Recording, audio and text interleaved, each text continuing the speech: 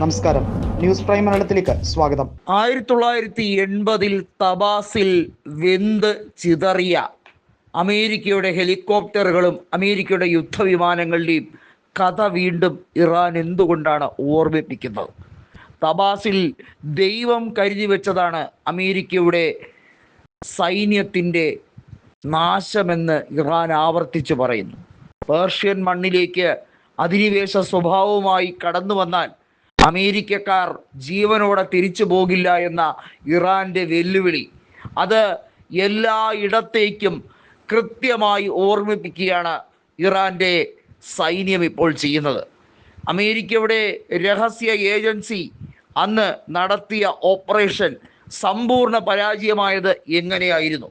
അവിടുത്തെ മണൽക്കാറ്റ് എത്രത്തോളം അമേരിക്കയുടെ ഈ രഹസ്യ ഓപ്പറേഷന് വലിയ തടസ്സമായി വന്നു? അതുവഴി എങ്ങനെയാണ് അവിടെ ഒരു വൻ ദുരന്തമുണ്ടായത്? ഹെലികോപ്റ്റർ ദുരന്തം എങ്ങനെ ഉണ്ടായി? 3 ഹെലികോപ്റ്ററുകൾ ദിശ തെറ്റി ആ മണൽക്കാറ്റിൽ വലിയ രീതിയിൽ ഒരു ആയുധം വഹിച്ചുകൊണ്ടുള്ള ഹെലികോപ്റ്റർ ഇന്ധനം നിറച്ച മറ്റൊരു കണ്ടെയ്നറിലേക്ക് ഇടിച്ചു കയറി. പിന്നീട് അവിടെ ഉണ്ടായത് ഒരു വലിയ സ്ഫോടനാത്മകമായ സാഹചര്യം.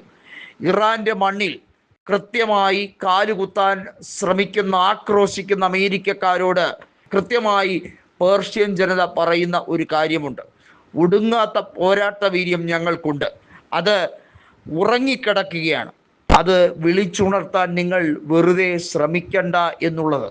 ഹോർമൂസ് കടലിടുക്ക് തുറന്നില്ലെങ്കിൽ ഇറാൻ്റെ ആണവ നിലയങ്ങളെല്ലാം തകർക്കും എന്ന ഡൊണാൾഡ് ട്രംപിൻ്റെ ഭീഷണിക്ക് മുമ്പിലാണ് തബാസിൽ 1980 പൊലിഞ്ഞ അമേരിക്കൻ ജീവനുകളുടെ കണക്കുകൾ ഓരോന്നായി ഇറാൻ ഓർമ്മിപ്പിക്കുന്നത്.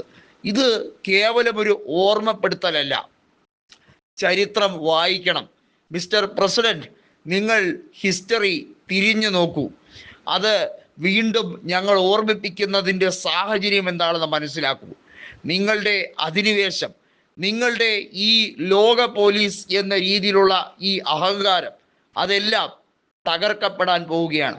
പെൻറ്റഗണിൻ്റെ മനസ്സ് തകർക്കാൻ, പെൻറ്റഗണിൻ്റെ സൈനിക ബലം എത്രത്തോളം ശക്തമായി എവിടേക്ക് വേണമെങ്കിലും അടിച്ചു കയറാം എന്ന് പറയുമ്പോഴും അവരുടെ ആത്മവീര്യം ചോർത്തുന്ന, അവരുടെ എല്ലാ രീതിയിലുള്ള ആത്മവീര്യവും തകർക്കപ്പെടുന്ന രീതിയിലാണ് തബാസിലെ ഓരോ ഓർമ്മകളും ആ ദിവസം അവർക്ക് സമ്മാനിച്ചിരിക്കുന്നത്.